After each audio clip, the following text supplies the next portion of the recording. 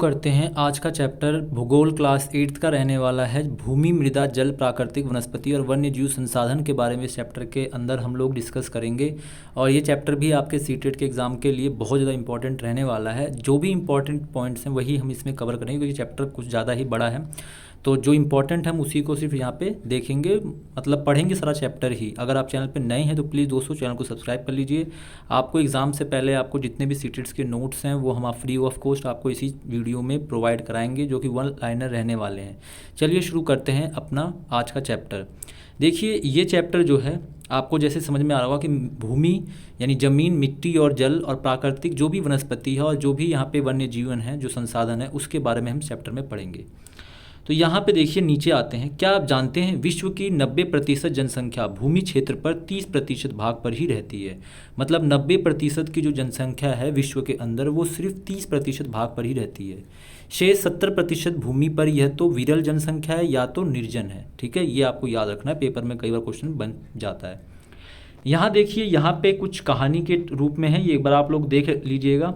ठीक है, इसमें इंपॉर्टेंट कुछ है नहीं, इसलिए मैंने आपको ये बताना नहीं देखा। आगे देखिए, आगे हमें चलते हैं भूमि पर।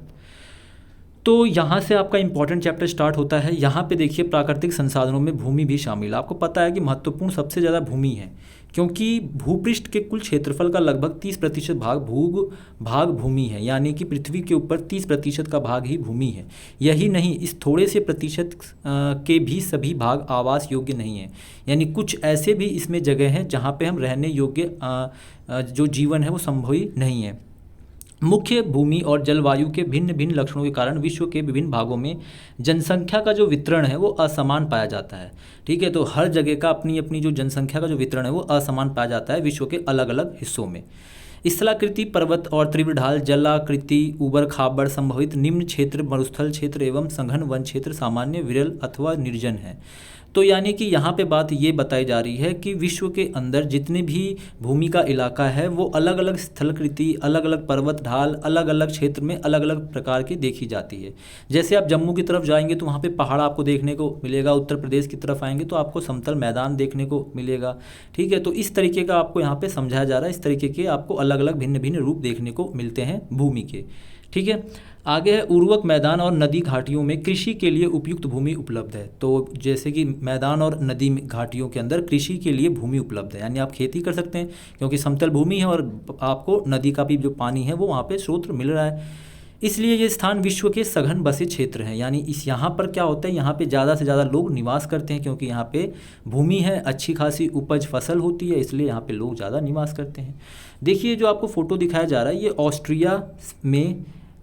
ऑस्ट्रेलिया की ये फ़ोटो है। ये चित्र 2.1 जो आपको देखने को यहाँ पे मिल रहा है। ठीक है, तो आगे देखिए भूमि उपयोग। भूमि का उपयोग विभिन्न कार्यों के लिए किया जाता है, जैसे कि खेती करने के लिए, वानिकी के लिए, खनन के लिए, सड़कों के निर्माण के लिए, उद्योगों की स्थापना के लिए। साधारणतः भूमि का उपयोग इसी को कहते हैं। ठीक है, इन्हीं सब के लिए भूमि का उपयोग करते हैं। क्या आप माम्बा और पीटर के परिवारों की भूमि उपयोग देखो, यहाँ पे देखिए भूमि का उपयोग भौतिक कारकों द्वारा निर्धारित किया जाता है। यानी जो भी हमारे भौतिक कारक है उसके द्वारा हम भूमि का उपयोग करते हैं, जैसे स्थलाकृति, मृदा, जलवायु, खनिज और जल की उपलब्धता को देखते हुए। मानवीय कारक जैसे जनसंख्या और प्रौद्योगिकी भी भूमि उपयोग प्रतिरूप के महत्वपूर्ण निर्धारक है। तो जो मानव कारक हैं, जैसे हम लोग कुछ काम करते हैं, जनसंख्या, प्रौद्योगिकी, इन सब का भूमि का उपयोग हम लोग करते हैं। ठीक है, तो ये भी एक महत्वपूर्ण निर्धारक ही है। स्वामित्व के आधार पर भूमि को निजी भूमि और सामुदायिक भूमि में बांटा जा सकता है। ठीक है, मतलब स्वामित्व, मालिकाना हक जो है, निजी भूमि व्यक्तियों का स्वामित्व में होता है, जबकि सामुदायिक भूमि समुदाय के स्वामित्व में होता है। मतलब एक व्यक्ति का खुद की ज़मीन और बाकी, जैसे हम लोग शहरों में रहते हैं बड़े बड़े, तो उसमें क्या है कि बड़े जो आपको पार्क दिखते हैं तो वो सामुदायिक पार्क होता है। जैसे खेत, गांव में खेत हैं तो किसी एक पर्टिकुलर एक का ही वो खेत होगा, जैसे इस तरीके से यहाँ पे समझाया जा रहा है। सामान्य रूप से इसका जो उपयोग है वो समुदाय से संबंधित व्यक्तियों के लिए किया जाता है, जैसे कि चारा, फलों, नट या औषधियाँ, बूटियों को एकत्रित करना। इससे सामुदायिक भूमि को साझा संपत्ति संसाधन भी कहते हैं। ठीक है, यानी साझा संपत्ति और संसाधन भी कहते हैं, जो कि सभी के लिए इस्तेमाल के योग्य होता है। आगे देखिए, जनसंख्या और उनकी जो मांग है वो सदैव बढ़ती रहती है, क्योंकि भूमि की उपलब्धता सीमित है। भूमि तो बढ़ेगी नहीं, वो तो सीमित मात्रा में ही है। स्थान के अनुसार भूमि की गुणवत्ता में अंतर होता है। लोगों में सामुदायिक, जैसे जगह जगह की जो मिट्टियाँ हैं उनकी अपनी अपनी गुणवत्ता अंतर देखने को मिलता है। लोगों में सामुदायिक भूमि पर व्यापारिक क्षेत्र बनाने, नगरीय क्षेत्रों में घर बनाने और ग्रामीण क्षेत्रों में कृषि योग्य भूमि का विस्तार करने के लिए अनाधिकृत हस्तक्षेप करना शुरू कर दिया है। आज भूमि उपयोग प्रतिरूप में व्यापक परिवर्तन हमारे समाज में सांस्कृतिक में परिवर्तनों को दर्शाते हैं। यानी कई प्रकार से हम लोग इस तरीके से देखते हैं। वर्तमान में जो कृषि है, कृषि और निर्माण संबंधी जो गतिविधियों के प्रसार के कारण निम्नीकरण, भूस्खलन, मृदा अपरदन, मरुस्थलीकरण पर्यावरण के लिए प्रमुख खतरा भी है। तो बहुत सारे खतरे देखने को आपको मिलते हैं। ठीक है, यहाँ देखिए कुछ आपको दिखा रखा है कि पहले हल से अब खेती होती थी, फिर उसके बाद ट्रैक्टर आ गया, फिर आगे देखिए आगे बसावट और बढ़ती गई तो शहर का रूप लिया गया, शहर से ये नगर का रूप, मतलब एक बहुत बड़ा शहर हो गया जहाँ पे रेलवे, ट्यूबलाइट, ये जो आपको पटरी की लाइटें, बड़ी बड़ी इमारतें देखने को मिल रही हैं। इस तरीके से आपको नगर के, तो ये भूमि उपयोग में समय के अनुसार परिवर्तन देखने को यहाँ पे मिल रहा है। ठीक है, तो ये आप समझ सकते हैं किस तरीके से भूमि के उपयोग का समय के अनुसार परिवर्तन हो रहा है। देखिए भूमि संसाधन का संरक्षण किस प्रकार से होता है, तो बढ़ती हुई जो जनसंख्या है, इसकी बढ़ती हुई मांगों के कारण वन भूमि और कृषि योग्य भूमि का बड़े पैमाने पर विनाश हुआ है। बहुत ज़्यादा जो ज़मीन है उसका विनाश करता, भूमि का विनाश होते जा रहा है क्योंकि जनसंख्या बढ़ती जा रही है। तो इससे प्राकृतिक संसाधनों का भी समाप्त होने का जो डर है वो पैदा हो गया है। इसलिए विनाश के वर्तमान दर को अवश्य ही रोकना चाहिए। वनारोपण करना चाहिए, भूमि उद्धार कर रासायनिक कीटनाशकों और उर्वरकों के विनियमित उपयोग तथा अतिचारण पर रोक आदि भूमि संरक्षण के लिए बहुत ज़्यादा सामान्य तरीके हैं और इसका इस्तेमाल भी करना चाहिए हमें अपनी भूमि को संरक्षण करने के लिए। ठीक है, तो ये बहुत ही इंपॉर्टेंट है, इसको एक बार आप लोग देख लीजिएगा, काफ़ी ज़्यादा इसमें से क्वेश्चंस भी आपको देखने को मिलते हैं एग्जाम में। ठीक है, आगे देखिए मृदा पृथ्वी के पृष्ठ पर दानेदार कणों के आवरण को पतली परत मृदा कहलाती है। तो जो पृथ्वी का जो ऊपरी पृष्ठ होता है दानेदार कणों का, उसी को हम मृदा मिट्टी कहते हैं। यह भूमि से निकटता से जुड़ी हुई है, मतलब भूमि से बहुत ज़्यादा जुड़ी हुई है। स्थल रूप मृदा के प्रकार को निर्धारित करते हैं। जो स्थल रूप है, जो ज़मीन का जो रूप है, वो मृदा को निर्धारित करते हैं, क्योंकि मृदा का जो निर्माण है वो चट्टानों से प्राप्त खनिजों और जैव पदार्थों से आपको देखने को यहाँ पे मिलता है। देखिए यहाँ पर देखिए इस प्रकार से आपको यहाँ पे दिखाया गया है। ये आपका भूमि यानी मृदा परिच्छेद का है। ये देखिए इस प्रकार से आपको घास देखने को मिल रहा है। ये बालू और गाद क्ले के साथ उपमृदा जो है, ये अपक्षयित चट्टान के पदार्थ होते हैं और ये जनक चट्टानें होती हैं। ठीक है, तो इस तरीके से ये आपका क्या बनता है, मृदा का निर्माण होता है। यहाँ देखिए अपक्षय क्या होता है, तापमान परिवर्तन और तुषार क्रियाएं, मतलब कई सारे क्रियाओं से पौधे, प्राणी और मनुष्यों के क्रियाकलाप द्वारा अनावरित शैलों का टूटना ही क्षय होना होता है। ठीक है, उसी को हम अपक्षय कहलाते हैं। जैसे पत्थर और चट्टान हमारे घर्षण से, हमारे काम क्रियाओं से टूटती रहती हैं, टूटते वो मिट्टी का रूप ले लेती हैं, यानी मृदा का रूप ले लेती हैं। इसी को हम अपक्षय कहते हैं। आगे देखिए, आगे क्या आप जानते हैं, इसमें देखिए केवल 1 सेंटीमीटर मृदा को बनाने में सैकड़ों वर्ष लग जाते हैं। मतलब 1 सेंटीमीटर की जो मृदा बनती है उसको लिए सैकड़ों साल लग जाते हैं बनने में। तो ये भी क्वेश्चन इंपॉर्टेंट है। यहाँ देखिए भूमि का जो आपको यहाँ पे बताया जा रहा है काफ़ी इंपॉर्टेंट है, ये आप देख सकते हैं। यहाँ देखिए भूमि पर पाए जाने वाले खनिजों से होता है। ये अपक्षय की प्रक्रिया के माध्यम से बनती है। खनिजों और जैव पदार्थों का सही मिश्रण ही मृदा को उपजाऊ बनाता है। तो जितना ज़्यादा खनिजों और जैव पदार्थों का मिश्रण होता है, मिट्टी उतना ही ज़्यादा उपजाऊ बनती है। ठीक है, आगे देखिए, आगे बढ़ते हैं। मृदा है उसके प्रभावित करने वाले जो कारक हैं वो कैसे हैं। तो ये देखिए इसमें ये आपको कारक इंपॉर्टेंट है, एक बार आप इसको देख लीजिएगा। ठीक है, मैं ये जो इंपॉर्टेंट हैं, ये 2 इंपॉर्टेंट मैं आपको बता देता हूँ। तो यहाँ पे जलवायु और जो तापमान है ये मृदा को काफ़ी ज़्यादा प्रभावित करते हैं। ठीक है, मृदा परिक्षय की मोटाई को निश्चित करता है, समय के साथ जो मृदा की मोटाई हो उसको भी निश्चित करता है। यहाँ पर इसको देख लीजिएगा। वनस्पति जात, प्राणी जात और सूक्ष्म जीव हाथ से निर्माण की दर को प्रभावित करते हैं। तो ये भी इंपॉर्टेंट है। यहाँ लिखा है उच्चावच, तुंगता और ढाल मृदा के संचयन को निर्धारित करते हैं। तो ये भी देख लीजिएगा एक बार आप लोग। जनक, शैल, रंग, गठन, रासायनिक गुणधर्म, खनिज मात्रा, पारगम्यता को निर्धारित करती है। तो ये भी अपने आप में इंपॉर्टेंट है। मृदा के अकॉर्डिंग इसको देख लीजिएगा। आगे देखिए मृदा निर्माण के कारक। तो मृदा निर्माण के आपको कारक जो हैं ये किस तरीके से हैं, एक बार इसको देखिए। मृदा निर्माण के मुख्य कारक जनक, शैल का स्वरूप और जलवायु कारक हैं। मृदा निर्माण के अन्य कारक स्थलाकृति जैसे जैव पदार्थों की भूमि और मृदा निर्माण के संगठन में लगा समय है।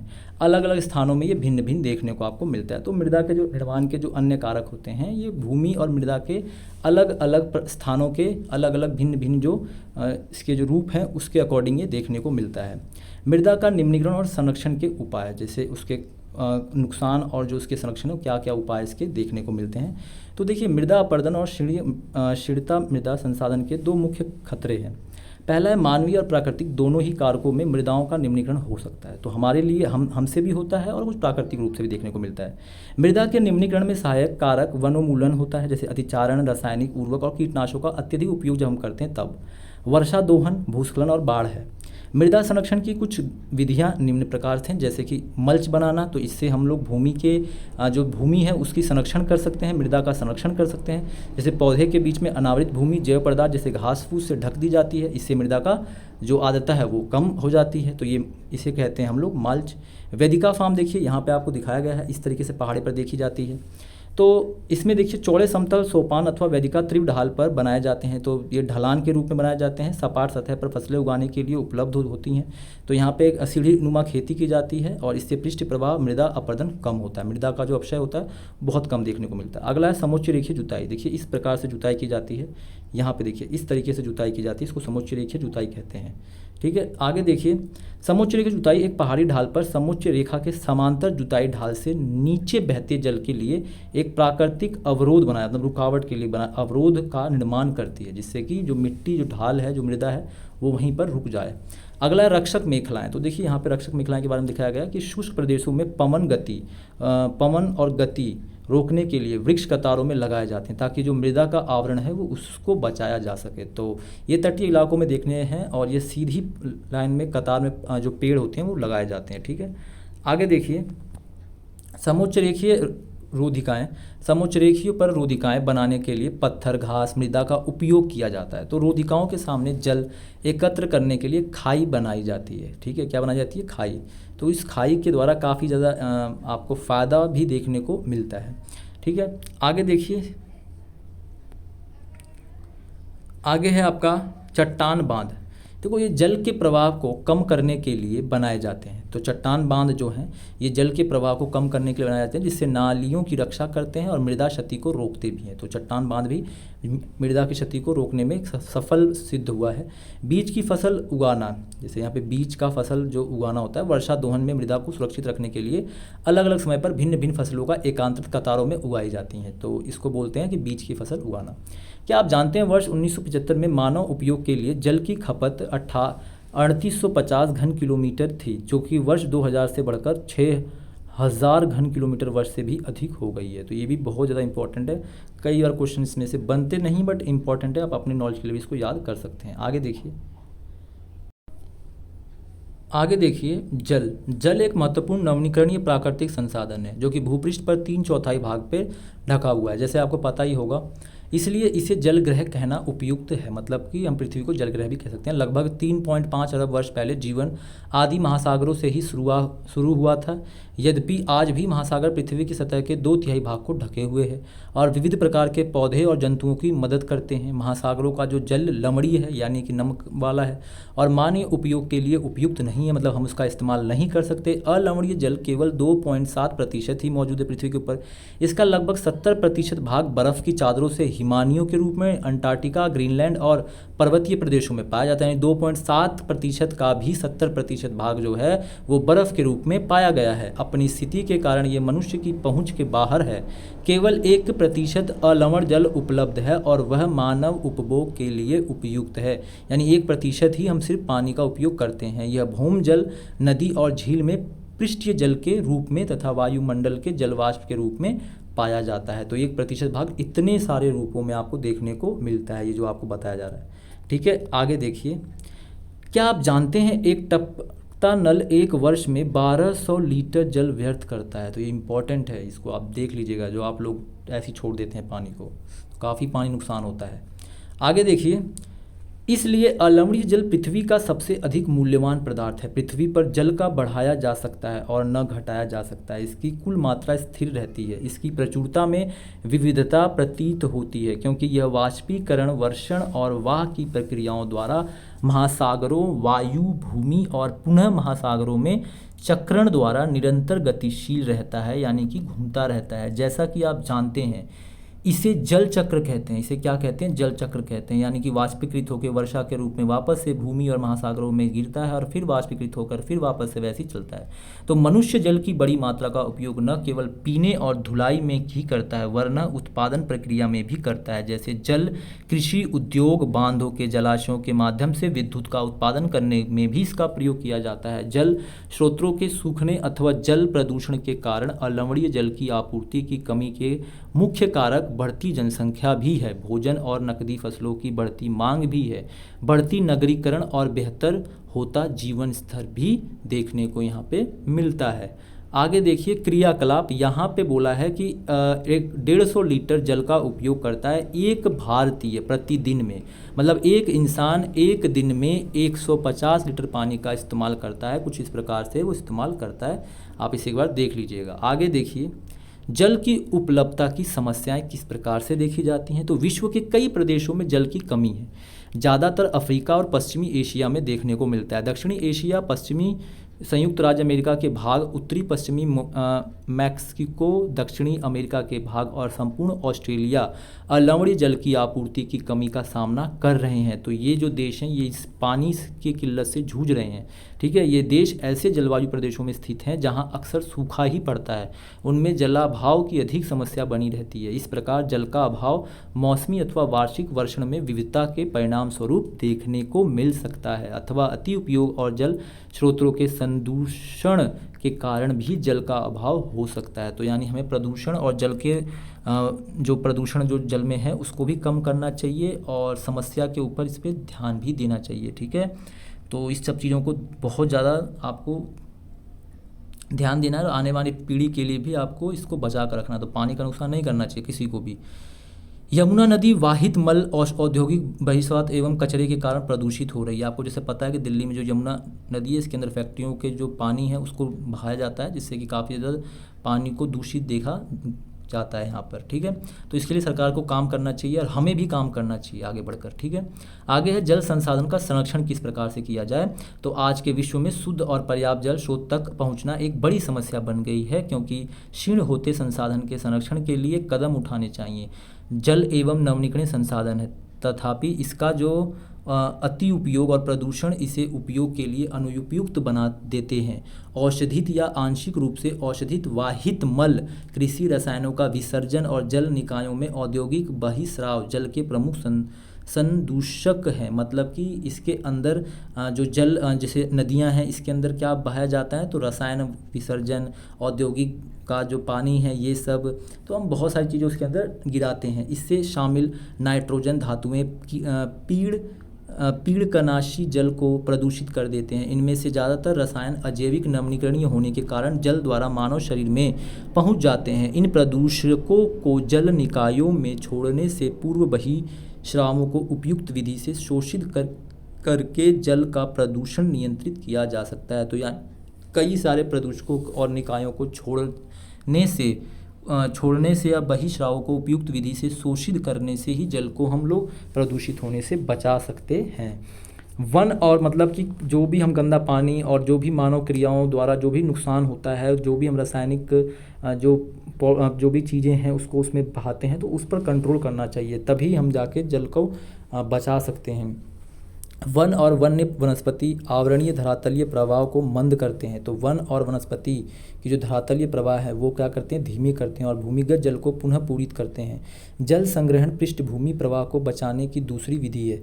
तो जल संग्रहण जो है वो भूमि के द्वारा काफ़ी ज़्यादा बचाया जा सकता है। जल रिसाव को कम करने के लिए खेतों को सिंचित करने वाली नहरों को ठीक से पक्का करना चाहिए ताकि जो ज़मीन में जो पानी जो भूमिगत जल है वो ज़्यादा से ज़्यादा नीचे ना जाए। रिसाव और वाष्पीकरण से होने वाले जो जल क्षति है उसको रोकने के लिए क्षेत्र को स्प्रिंकलरों से सिंचाई करनी चाहिए। इससे अधिक प्रभावी विधि से वाष्पीकरण की अधिक दर वाले शुष्क प्रदेशों में सिंचाई की ड्रिप अथवा टपकन विधि बहुत उपयोगी होती है। तो इससे क्या होगा, खेत में सिंचाई भी बहुत अच्छे से हो जाएगी और जो वाष्पीकृत होता है, जो भूमि के अंदर जल ज़्यादा जाता है वो कम भी होगा।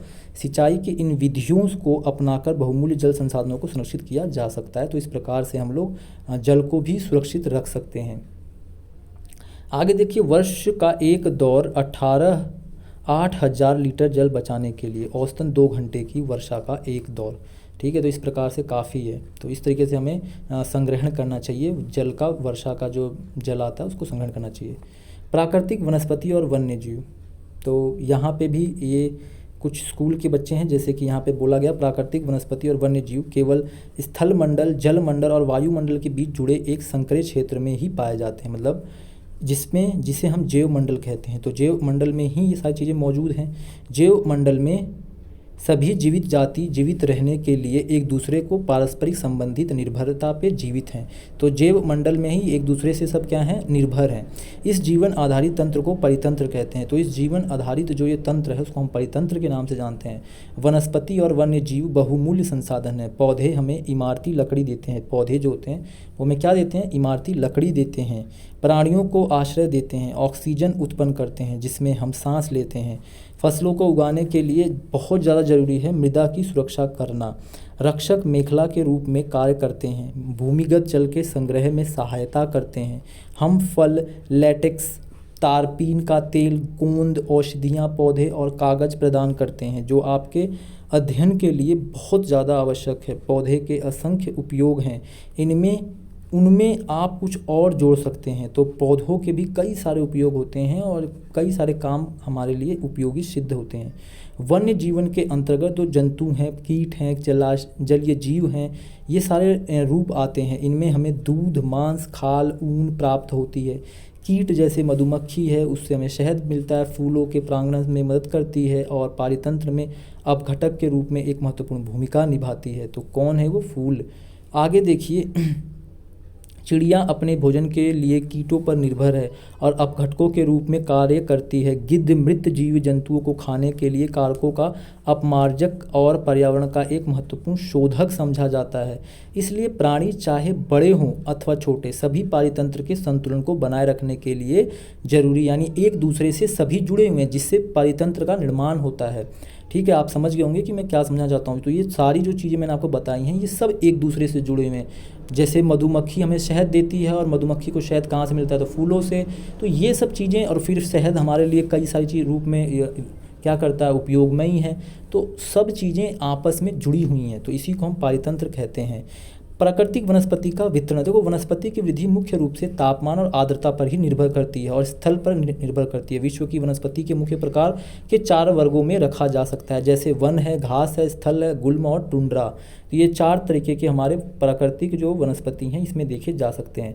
भारी वर्षा वाले क्षेत्र में विशाल वृक्ष उग सकते हैं। इस प्रकार वन प्रचुर जल आपूर्ति वाले क्षेत्रों में ही पाए जाते हैं। जैसे कि आर्द्रता कम होती है वैसे वैसे वृक्षों का आकार और उनकी जो संघनता है वो कम होती जाती है। ठीक है, सामान्य वर्षा वाले क्षेत्रों में तो छोटे आकार वाले वृक्ष और घास उगते हैं जिसमें विश्व के घास स्थल का निर्माण होता है। तो जहाँ पे कम वर्षा होती है वहाँ पे सामान्य छोटे छोटे घास, जिसको हम बोलते हैं छोटे विश्व के घास स्थल वाले मैदान। कम वर्षा वाले शुष्क प्रदेशों में कटीली झाड़ियाँ एवं गुल्म उगते हैं। इस प्रकार के क्षेत्रों में पौधों की जड़ें गहरी होती हैं। इसको हम वाष्पोत्सर्जन से होने वाले आर्द्रता की हानि को घटाने के लिए इन पेड़ों की पत्तियों कांटेदार और मोमी सतह वाले होती हैं। शीत ध्रुवीय प्रदेशों को टुंड्रा वनस्पति में वैसे मॉस और लाइकेन सम्मिलित होते हैं। तो इस तरीके के जो आपको जो पेड़ और जो आपको वन देखने को मिलते हैं इस तरीके से बांटे गए हैं।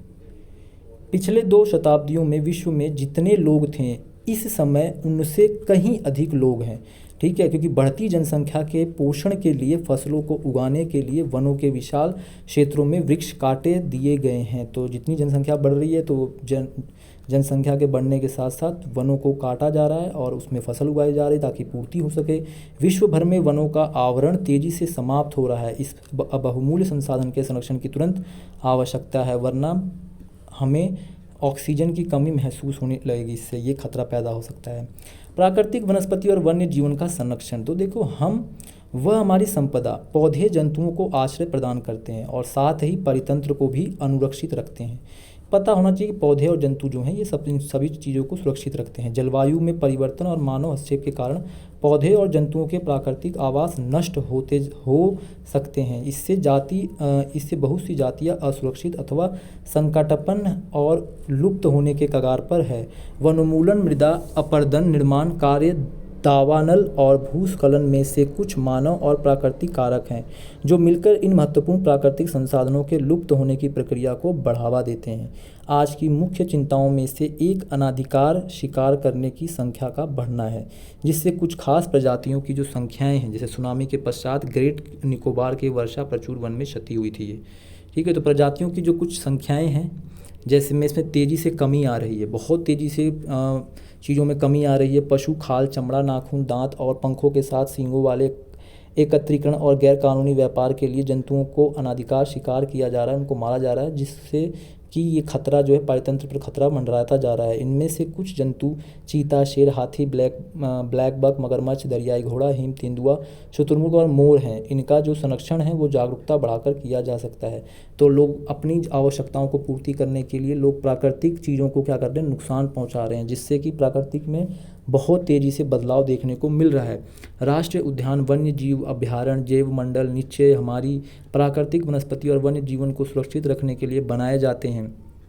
तो हमारे जो प्राकृतिक वनस्पति और जो वन्य जीवन को सुरक्षित रखने के लिए बनाए जाते हैं, ये क्या कहता है, अभयारण्य कहलाते हैं, राष्ट्रीय उद्यान होते हैं, ठीक है। संकरी घाटी, झील और आर्द्रभूमि का संरक्षण मूल्यवान है, क्योंकि संसाधन नष्ट होने से बचाने के लिए बहुत ज़्यादा आवश्यक है। यहाँ पे एक ब्लैक बक की आपको फोटो दिख रही होगी, जिसको काला हिरण कहते हैं, ठीक है।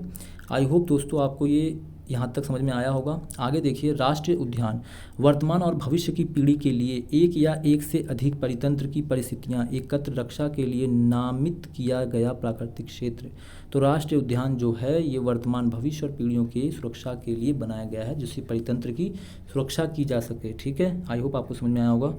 आगे देखिए, यदि प्रजाति को सापेक्ष संघ को भंग न किया जाए तो पर्यावरण की संतुलन बना रहता है। प्रजातियों को अगर हम लोग नुकसान न पहुंचाए तो पर्यावरण संतुलन में रहा, किसी भी चीज़ को अगर हम छेड़े ना तो वो सब चीज़ें संतुलन में बनी रहेंगी। विश्व के अनेक भागों में मनुष्य ने अपने क्रियाकलाप से अनेक प्रजाति और आवासों को उथल पुथल कर दिया है, क्योंकि हम लोग अपनी आवश्यकताओं को पूर्ति करने के लिए दूसरों को नुकसान पहुंचा रहे हैं, प्राकृतिक को नुकसान पहुंचा रहे हैं। अनेक पक्षी और जीव जंतुओं के अंधाधुंध शिकार के कारण या तो वो विलुप्त हो गए हैं, या तो वो दिखाई ही नहीं देते हैं, या विलुप्त होने के कगार पर हैं।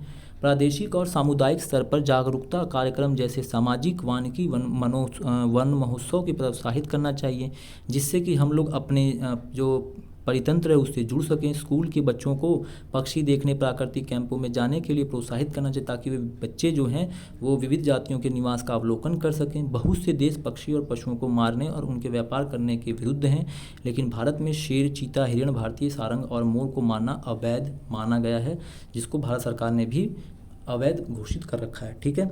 एक अंतर्राष्ट्रीय परिपाटी CTES the convention of international trade in intelligent species of wild fauna and flora की स्थापना की गई है, जिनसे प्राणी और पक्षियों की अनेक जातियों की सूची तैयार की है। इस सूची में दिए गए सभी पक्षी और प्राणियों के व्यापार करने पर प्रतिबंध लगाया गया है। पौधे और प्राणियों का संरक्षण प्रत्येक नागरिक का नैतिक कर्तव्य भी है, और हमें अपनी तरफ से भी करना चाहिए, ठीक है, क्योंकि इसी से हमारा परितंत्र जो है वो सुरक्षित रह सकता है। जैव मंडल जो है वो नीचे एवं विश्व नेटवर्क द्वारा जुड़े रक्षित क्षेत्रों की एक श्रृंखला है, जिससे कि संरक्षण और विश्व के बीच संबंध को प्रदर्शित करने के इरादे से बनाया गया है, ठीक है। आगे देखिए, काजीरंगा राष्ट्रीय उद्यान, जो कि हाथी का एक झुंड दिखाया गया, जो कि भारत का एक बहुत बड़ा बोलते हैं कि आपको नेशनल पार्क देखने को मिलता है।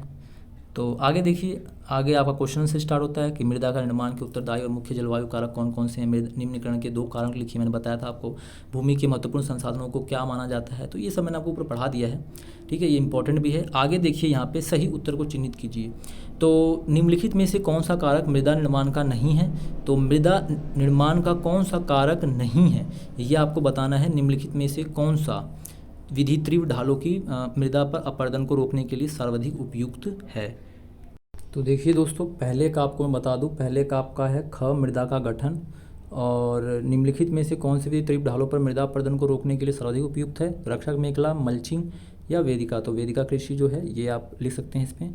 निम्नलिखित में से कौन सा प्राकृतिक संरक्षण के अनुकूल नहीं है, तो ये ग जो है खरीदारी के बाद पॉलीपैक को नष्ट कर देना, ये आपका उत्तर रहेगा, ठीक है। आई होप दोस्तों आपको समझ में आ गया होगा। आगे देखिए, ये निम्नलिखित को मिलान कीजिए।